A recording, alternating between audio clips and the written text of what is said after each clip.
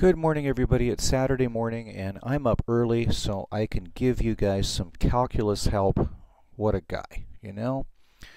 Alright, so I was going to talk about the two questions that you got on Friday when I had the substitute. So first one I want to talk about is from 2005. It's test B, question 4.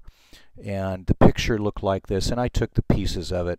Actually, the question looks like this. And I'm just going to do some screenshots and grab each question individually over so you can see it. We can go through it, have a little bit of room to write. So here's the first question. All right, and this is the key to everything right here. Okay, that's the key to it. That the g of x is an integral function. Okay, remember the t's in here are dummy variables, right? What's going to happen when you do this integral is you're going to find the antiderivative of f, plug in x, plug in -4, and subtract the 2. Okay? So let's talk about this. If g of x is equal to the integral from -4 to x of f of t dt, okay, what that's going to be is capital F of x minus capital F of -4. Okay? And capital F is the function whose derivative is little f. Okay? All right. Now, if we take a look at this, they ask us what g of -1 is. G of -1 is equal to the integral from -4 to -1 of f of t dt. Okay?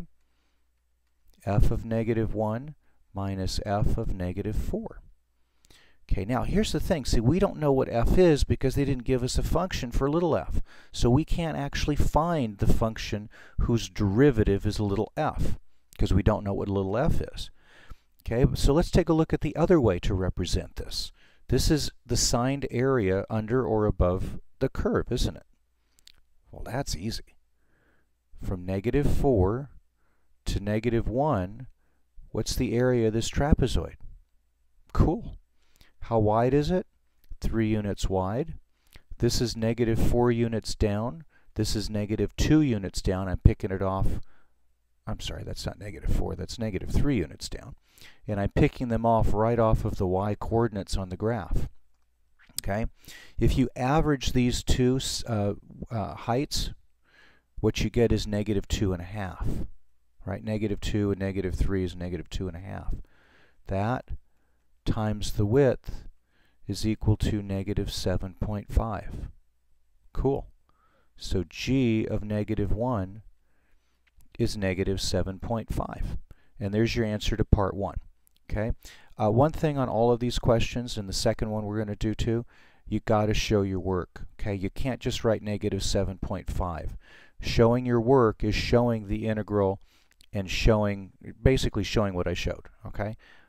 Please don't just do it in your head. You're going to end up missing points on it. Show your work always. G prime of -1. Talk about that. If g is the integral, the derivative of the integral is the function you're integrating, right? So g prime of -1 is just f of -1. And f of -1 is -2. There you go. That's the work. That's what you want to show when you do this. What you're showing to them is you recognize that the derivative of the integral is the function you're integrating. Okay? And you do that by showing this by writing stuff down. So there's part 2. G prime of -1 is -2.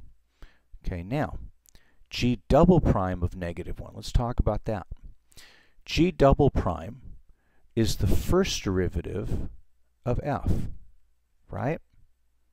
Okay, remember that ladder of derivatives that I showed you, okay?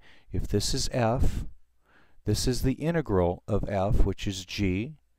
This is f prime, which is g double prime. This is g prime, right? See the ladder of derivatives, okay? So g double prime is equal to f prime. So what's the derivative of this f curve right here? Aha, you say it doesn't exist, and that is correct. It doesn't exist because there's a kink in the curve right here. Okay? And if you're confused on that, let's just take a look. Okay, we're looking for the rate of change of the function right there at that kink. Okay? Remember, a derivative is nothing more than a limit. Okay? It's a limit as you take a point and slide it this way, and as you take another point and slide it that way. Okay? As you take these points and slide them, what's the slope of the line between them? Okay, well, this slope is obviously different than that slope. And so the left-hand limit of the derivative function and the right-hand limit of the derivative function can't be the same because these slopes are different. And remember, when you have a two-sided limit whose left-hand limit and right-hand limit are not the same, it means the two-sided limit does not exist. Okay? So f prime or g double prime of -1 doesn't exist. It's because of that kink right there. And you can write because of kink in curve of f at x equals -1. And that would be a good explanation for it. So there you go. 2005B, question 4. Wasn't that fun?